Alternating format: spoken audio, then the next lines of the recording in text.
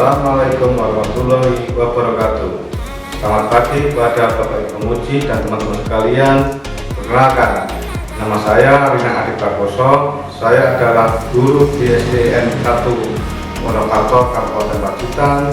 Dalam hal ini saya mahasiswa PPG Angkatan 3 tahun pelajaran 2021 PTK Universitas Negeri Malang, Jawa Timur. Nomor PPG saya adalah 201 502 35 kali 4. Ini PPG saya adalah 213 113 952 400. Pada hari Senin ini tanggal 18 Oktober 2021, saya akan mengadakan pembelajaran dengan model daring di sekolah saya di SD Negeri 1 Wonokarto pada kelas 4 dengan tema 4 berbagai pekerjaan, subtema 1 jenis-jenis pekerjaan, waktu pembelajaran 2 kali jam pembelajaran. Praktik pembelajaran ini saya adakan dalam rangka saya mengikuti uji kinerja PPG Angkatan 3 tahun 2021. Kepada Bapak Ibu Pemuji, kami mohon untuk masukannya terhadap video pembelajaran yang saya buat. Dan kemudian untuk video pembelajaran silakan simak di video berikut. Siap, okay? Kita mulai pembelajarannya. Nah. Assalamualaikum warahmatullahi wabarakatuh. Selamat pagi anak-anak. Assalamualaikum warahmatullahi wabarakatuh. Selamat pagi anak-anak yang ganteng-ganteng, yang cantik-cantik. Bagaimana keadaan kalian? Sehat semua kah? Mas Ryan, bagaimana keadaannya? Baik-baik saja. Nah, sekarang Pak Guru cuma tanya, kok kalian hari ini tanggal 18 Oktober ini pakai baju muslim, kenapa coba? Ada yang bisa menjawab? Ya, Mbak Nur, bagaimana? Nabi. Memperingati Hari Santri Nasional. Bagus, baik. Jadi kenapa pada tanggal 18 Oktober 2021 ini kalian diperintahkan untuk menggunakan baju santri? Karena tanggal 18 Oktober ini bertepatan dengan Hari Santri Nasional. Sampingnya Mas Harun siapa namanya? Pak Guru nggak bisa terlihat. Sampingnya Mas Harun, sebelah kirinya siapa? Coba namanya. Wahyu. Oke, Mas Wahyu. Okay. Kemudian Mbak Radifah hadir, Mbak Nadifah hadir, Mas Ryan hadir. Okay. Nah, untuk hari ini kita akan mempelajari tentang tema 4, berbagai pekerjaan. Subtema 1 adalah jenis-jenis pekerjaan. Oke. Nah, sebelum memulai pembelajaran hari ini, kita seperti biasa agar barokah kita mendengarkan doa sebelum belajar. Doa sebelum belajar. Bismillahirrahmanirrahim. Raditu billahi robba wa bil islami dina wa bi muhammadin nabiyya wa rasula. Rabbi sidni ilma warzuqni fahma. Artinya, aku rela Allah sebagai Tuhanku dan Islam sebagai agamaku dan Nabi Muhammad sebagai Nabi dan Rasulku. Ya Allah, tambahkanlah kepadaku ilmu dan berkahilah kami rezeki untuk dapat pemahaman. Nah, tadi kita sudah mendengarkan doa sebelum belajar. Untuk mengingat kembali tentang Pancasila, nah, nanti Pak Guru akan tampilkan tentang pembacaan Pancasila. Kalian mengikutinya nggih? Pak Guru sambil menghafalkan isi dari sila-sila Pancasila. Pancasila. 1. Satu. Ketuhanan Ketuhanan Ya. yang Maha Esa. yang Maha Esa. 2. Dua. Kemanusiaan Ya. Kemanusiaan yang adil dan beradab. Ya. Terus. 3. Ya. Tiga. Persatuan Persatuan Indonesia. Indonesia. 4. Empat. Kerakyatan Kerakyatan yang dipimpin oleh hikmat, kebijaksanaan dalam permusyawaratan perwakilan. 5. 5. Keadilan sosial bagi seluruh rakyat rakyat Indonesia.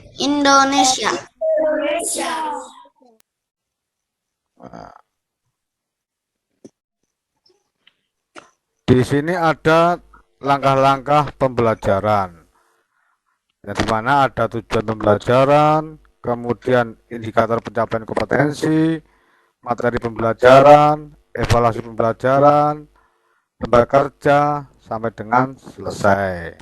Sebelum kita melanjutkan pelajaran ini, ada baiknya mengetahui tujuan apa pembelajaran kita hari ini. Nah, tujuan belajarnya ini, di mana kita melakukan pembelajaran hari ini, tujuannya ada 3 tujuan. Yang pertama adalah setelah menyimak tentang pelajaran ini, kalian dapat membandingkan dan melaporkan jenis pekerjaan sesuai tempat hidup penduduk dengan benar.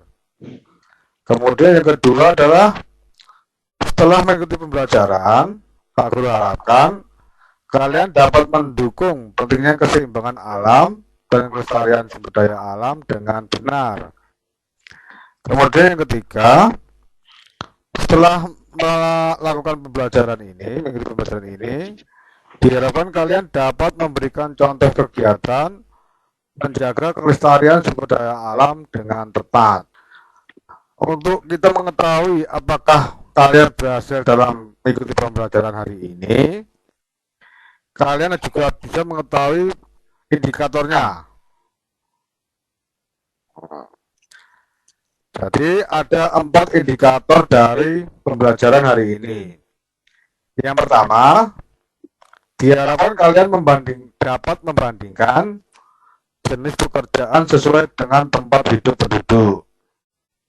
Kemudian yang kedua, melaporkan jenis-jenis pekerjaan berdasarkan tempat tinggal penduduk dalam bentuk tulisan.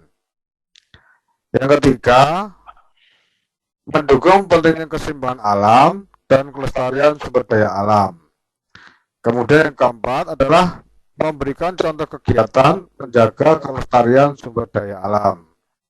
Itulah indikator dari pembelajaran kita hari ini. Berikut ini kita awali dengan pemutaran video. Nanti kalian simak video tersebut, kemudian di dalam video tersebut ada permasalahan.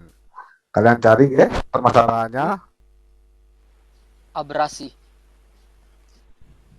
Negara Indonesia selain terkenal dengan negara agraris, juga terkenal sebagai negara maritim. Terdengar ya, Nak? Indonesia sebagian besar perairan dan potensi alam, terutama pantai dan landai.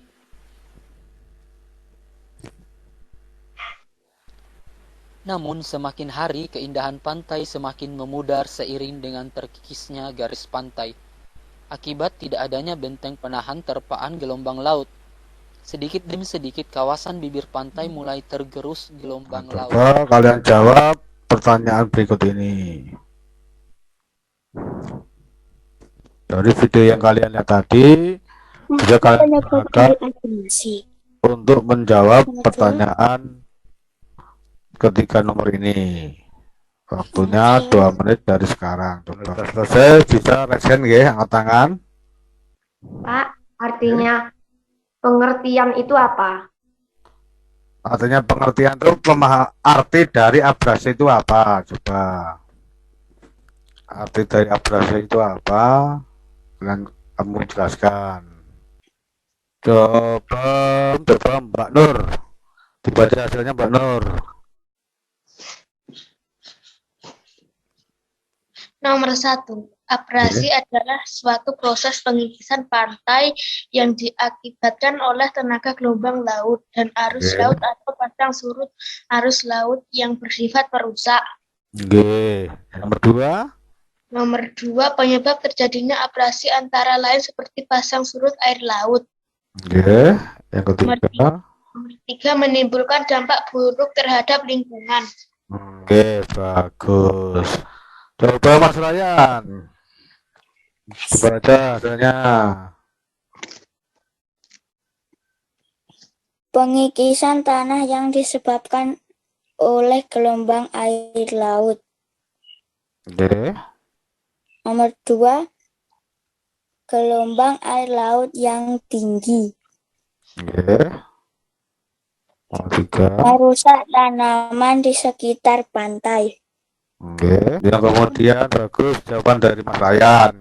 Kita lihat tayangan berikut ini. Sudah tampak ya, anak-anak?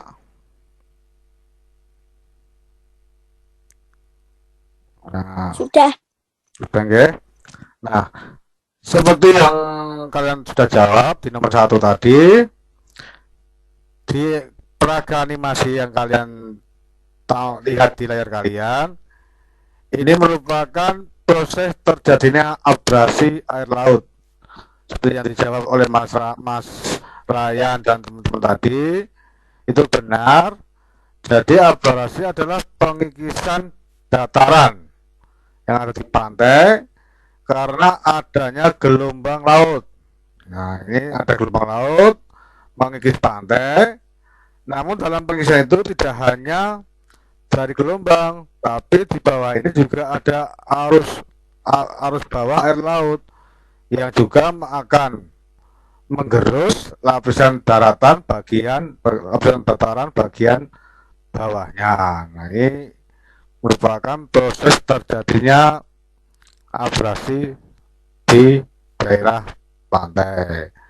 Kenapa bisa mengikis? Karena ombak di laut ini tidak terhalang oleh apapun, sehingga gelombangnya bisa langsung menghantam ke dataran dan mengikis dataran secara perlahan-lahan.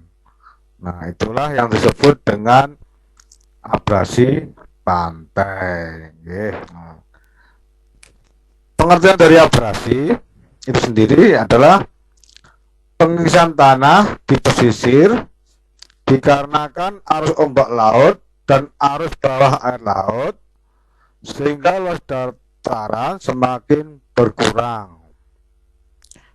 Penyebab dari abrasi adalah gelombang laut dan arus air laut langsung ke daratan, sehingga tanah yang ada terbawa arus air laut. Itulah pengertian dari abrasi dan penyebab dari abrasi. Nah, ini merupakan dampak dari kejadian abrasi yang sudah diteliti oleh peneliti di daerah Demak. Ini bisa kalian lihat, Demak, Jawa Tengah. Indonesia merupakan negara maritim, memiliki wilayah perairan luas yang memiliki 1% luas keseluruhan wilayah Indonesia. Potensi perikanan dan keindahan pantainya pada setiap daerah di Indonesia memiliki pesona dan ciri khas masing-masing. Namun, pada pesona pesisirnya, Indonesia memiliki ancaman masalah, salah satunya yaitu abrasi. Abrasi adalah suatu proses pengikisan pantai yang diakibatkan oleh tenaga gelombang laut dan arus laut atau pasang surut arus laut yang bersifat merusak. Sehingga apabila terkena abrasi, maka semakin lama wilayah daratannya akan berkurang. Salah satu daerah di Indonesia yang terkena abrasi tergolong parah yaitu pesisir Kabupaten Demak.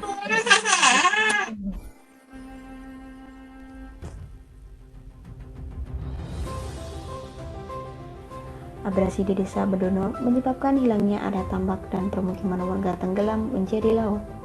Selain itu, banjirop dan gelombang tinggi mengganggu aktivitas warga dan nelayan karena ketika gelombang pasang tidak bisa pergi mencari ikan. Menurut warga asli Desa Bedono, abrasi terbesar terjadi mulai tahun 2015 hingga saat ini.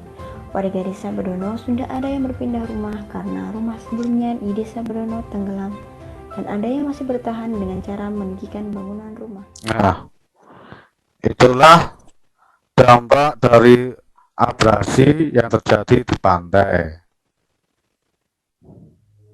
Nah, dampak abrasi yang terjadi di pantai, yaitu ada 3.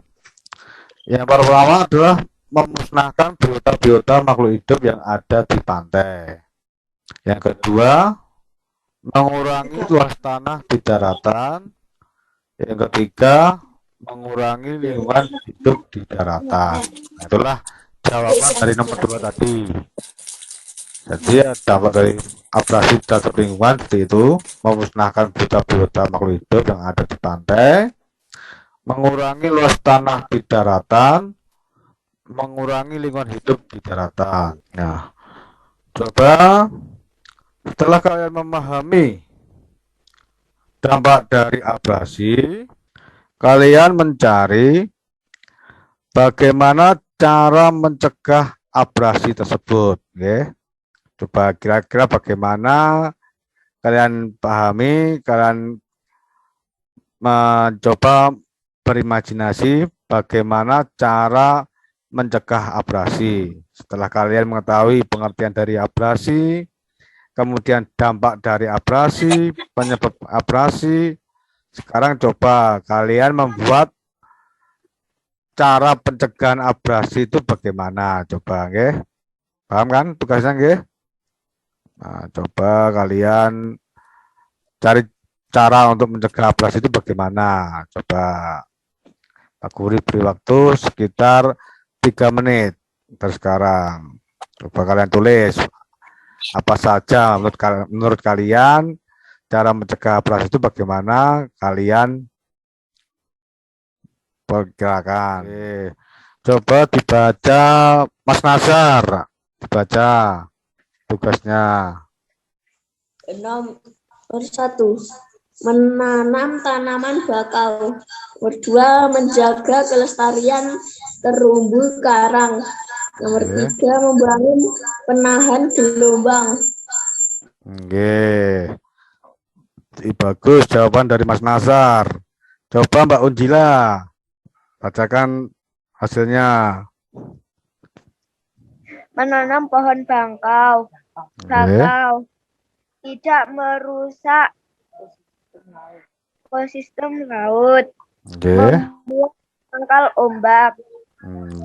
Bagus sekali jawaban dari Mbak Unjila. Nah, dari jawaban-jawaban kalian, mari kita lihat bagaimana cara pencegahan abrasi.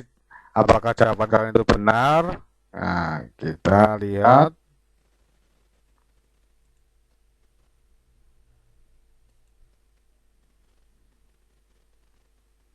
Bakau adalah tanaman yang unik. Ia bisa mengkonversi air laut yang pekat garam untuk proses fotosintesanya. Bakau mengelola zat asam arang dan mengubahnya menjadi oksigen.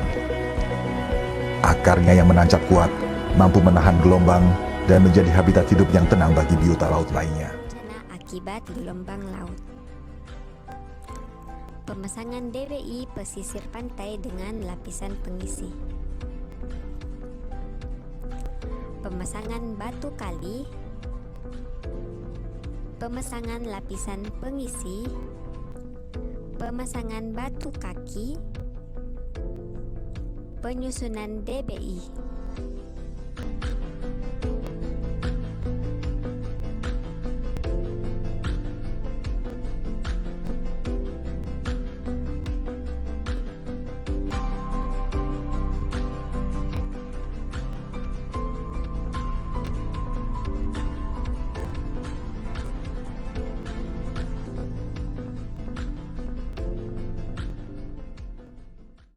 Ya, tepat. dapat apa yang kalian jawab. Untuk cara mengatasi abrasi yang terjadi di pantai pesisir atau pantai itu ada 3. Yang pertama adalah menjaga kelestarian hutan bakau dan hutan mangrove. Yang kedua adalah membuat tanggul pemecah ombak. Yang ketiga adalah pelestarian terumbu karang untuk memecah arus bawah air laut. Ini semua terjadi di daerah pesisir dataran rendah. Berikutnya kita akan menyimak gambar yang berikut ini. Sudah tampak? Sampun. Sudah. Coba. Ampun. Yang kalian lihat di layar kalian itu gambar apa coba? Cara membuat teh. Oke. Cara membuat teh. Bagus. Ya. Berikutnya biar kalian jawab. Ini. Dari gambar yang kalian lihat tadi, coba kalian merenungkan dari 3 jawaban itu yang ada di layar kalian jawab. Yang pertama, apa manfaat teh bagi kita? Di mana teh itu tumbuh? Yang ketiga adalah pekerjaan apa saja yang terlibat sehingga teh dapat kita nikmati. Coba kalian lihat, kemudian kalian jawab sesuai dengan pengetahuan kalian. Nih. Sampun, Pak.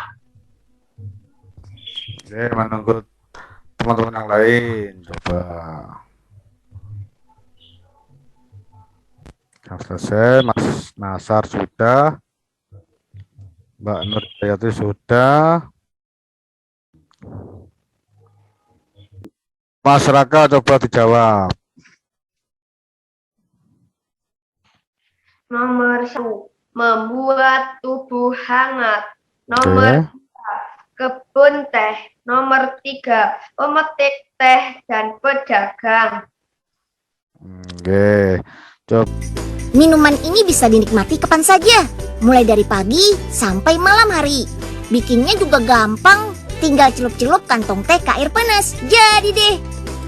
Ayo deh, langsung saja ikut Unyil lihat proses pembuatan teh celup. Yuk, kita kemon. Meski bisa dinikmati sepanjang waktu, sebetulnya minum teh nggak dianjurkan loh dikonsumsi saat perut kosong.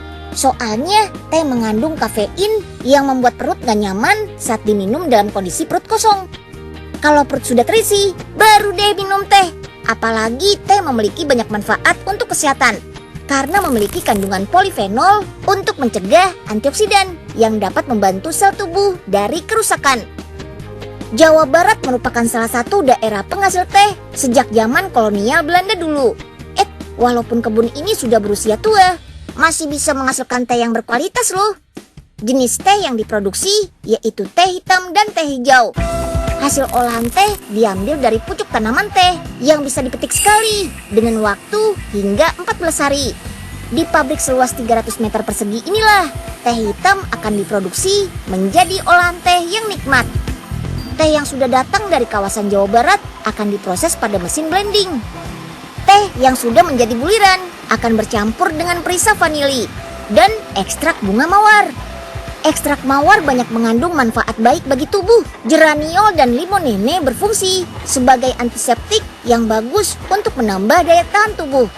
Setelah 30 menit, selanjutnya teh kita alirkan ke pipa yang nantinya akan tersalur di mesin pembungkus teh. Fungsi pipa dengan pisau spiral ini agar teh bubuk bisa dengan sempurna bercampur dengan bahan tadi. Oke deh, ini adalah proses membungkus teh celup. Mesin ini akan membungkus teh bubuk dalam kantong kecil atau yang biasa dikenal dengan tea bag. Jenis kertas kraft ini dilapisi plastik polietilen yang berguna sebagai perekat agar tidak meleleh ketika dicelupkan pada suhu titik didih air. Sedangkan benang katun digunakan sebagai tali kantong teh. Walaupun sangat halus, benang katun sangat kuat dan cocok sebagai tali pengikat teh celup. Kecepatan mesin tea bag ini bisa mencapai 120 km per jam loh. Dalam sehari, setiap mesin bisa menghasilkan 3.500 kotak teh celup. Wow, banyak banget ya. Ah, kalau Unyil yang kerjaan sendiri, mana bisa tuh. Yang ada tangan Unyil pegal kali. Kemudian berikutnya, setelah kalian mengetahui bagaimana proses tentang pengemasan, proses pembuatan teh celup, berikutnya adalah kita mempelajari tentang apa yang disebut jalur kegiatan ekonomi, di mana di teh celup tadi, di pengemasan teh, kita bisa melihat bagaimana proses jalur kegiatan ekonomi dari teh tersebut, dari awal dataran tinggi sampai dengan teh itu dapat kita nikmati di rumah. Ini.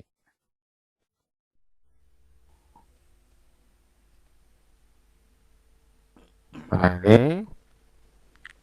ini merupakan gambar dari proses jalur ekonomi, kegiatan ekonomi teh yang dari awal dataran tinggi sampai dengan teh tersebut dapat kita konsumsi di rumah kita. Setelah apa, nggih? Setelah apa, anak? Halo. Sampun. Sudah. Nah, di situ bisa kalian lihat dari awal bagaimana dari dataran tinggi, kemudian dipetik oleh para pekerja perkebunan, kemudian hasil teh dibawa ke pabrik, kemudian diproduksi dan sampai dengan dipasarkan dan kita beli sehingga akhirnya kita dapat mengonsumsi teh tersebut. Nah, kalian amati animasi yang ada di layar kalian. Di situ tadi ada dataran tinggi dipetik oleh pekerja perkebunan, dikirim ke pabrik pengolahan teh, kemudian diolah, setelah jadi teh didistribusikan ke toko-toko. Itu tadi, inilah alur kegiatan ekonomi dari teh celup. Nah, kalian pahami dulu.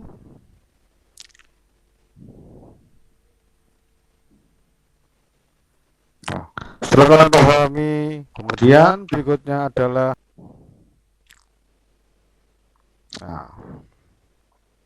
coba kalian tulis jenis pekerjaan apa saja yang terlibat dalam proses jalur ekonomi, kegiatan ekonomi dari teh awal di dataran tinggi sampai dengan teh yang ada di meja kita.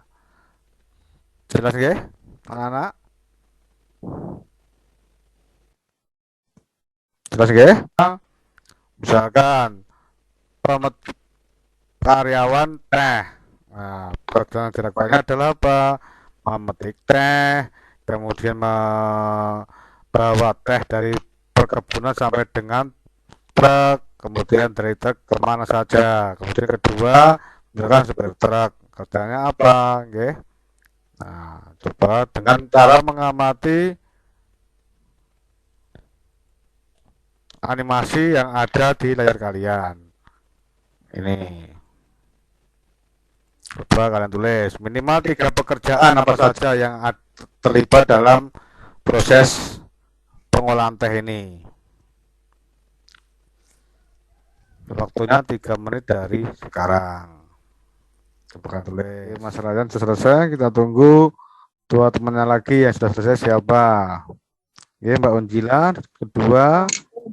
Kemudian satu lagi sudah selesai? Sampun. Siapa yang sampun? Resen? Desta. Oke, Mas Desta, oke, Mbak Unjila. Coba Mas Desta dibaca pekerjaannya. Karyawan teh memetik, mengolah teh ke pabrik. Oke. Anggen distributor. Menjual teh yang telah dikemas. Sampun. Coba Mbak Unjila.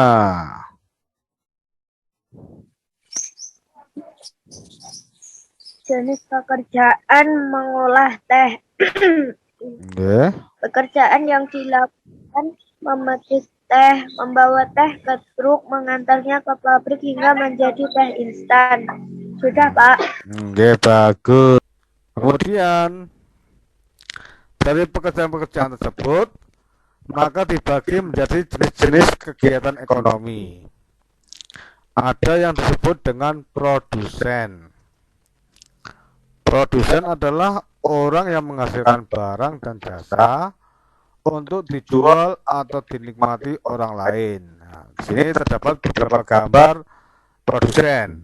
Ada produsen susu sapi, ada produsen menghasilkan hasil pertanian, ada menghasilkan jasa, bentuk barang. Nah, itulah. Jadi produsen itu ada 3 jenis. Ada produsen yang menghasilkan barang dan produsen menghasilkan jasa. Itulah yang disebut dengan produsen. Kemudian jenis kegiatan ekonomi yang kedua adalah distributor. Nah, kegiatan ekonomi yang kedua adalah distributor. Disebut dengan agen. Jadi, agen adalah orang atau badan usaha yang membeli barang hasil produksi dari distributor dan cara pembeliannya secara partai besar atau grosir. Itu disebut dengan agen. Jadi agen itu tidak membeli ke pabrik, namun membelinya ke distributor. Kalau distributor membelinya dari pabrik, kalau agen membelinya dari distributor.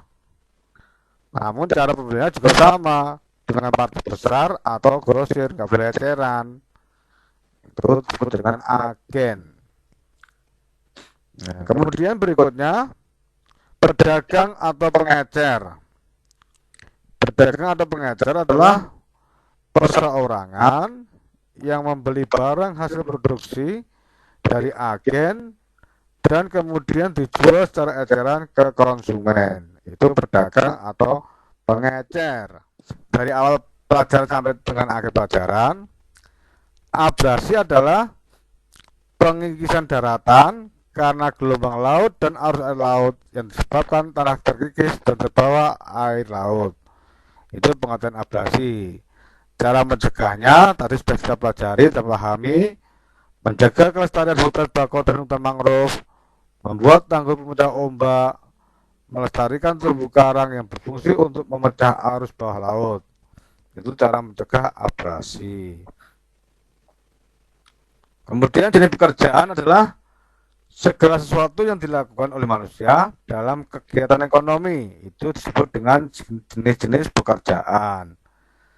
Di mana jenis pekerjaan ada 3, ada yang dengan produsen, yaitu kegiatan manusia atau badan usaha yang menghasilkan barang atau jasa yang akan dijual atau dinikmati oleh orang lain. Itu disebut dengan produsen. Kemudian distribusi adalah kegiatan manusia atau badan usaha untuk menyalurkan hasil produksi. Itu disebut dengan distribusi. Kemudian untuk konsumsi adalah kegiatan manusia membeli dan menikmati hasil produksi. Nah, itulah kesimpulan pembelajaran kita hari ini. Ini soalnya kita baca dulu petunjuknya. Itu baru kerjakan.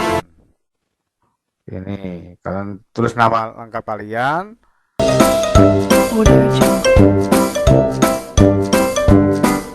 Audio Jungle. Ini lagi jawabannya.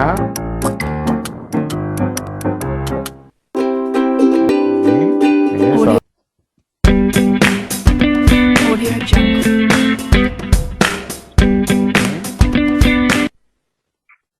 Audio Jungle. Terus berdoa. Audio Jungle. Audio. Ini. Audio Jungle. Nah, setelah selesai, nanti kalian bisa melihat nilainya secara langsung. Nah, kemudian setelah kalian mengerjakan evaluasi, kalian di rumah nanti bisa mengerjakan tugas rumah atau lomba kerja. Seperti ini nanti lomba kerjanya. Nanti bisa kalian kerjakan secara berkelompok, ya. Ini seperti ini.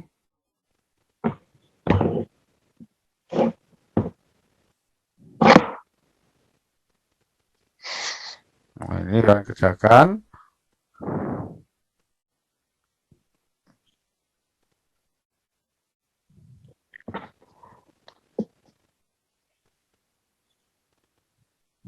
Ini.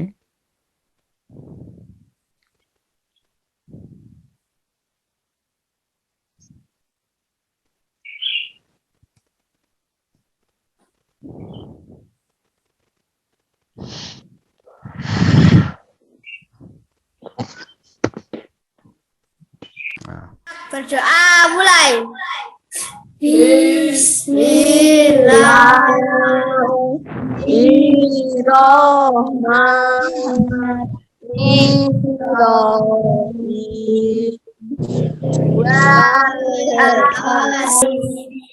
Innal insana lafi usri illal ladzina amanu wa amilus solihati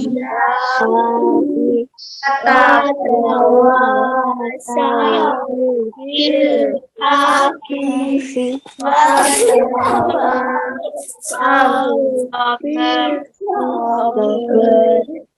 Alhamdulillah Rabbil alamin. Wassalamualaikum warahmatullahi wabarakatuh.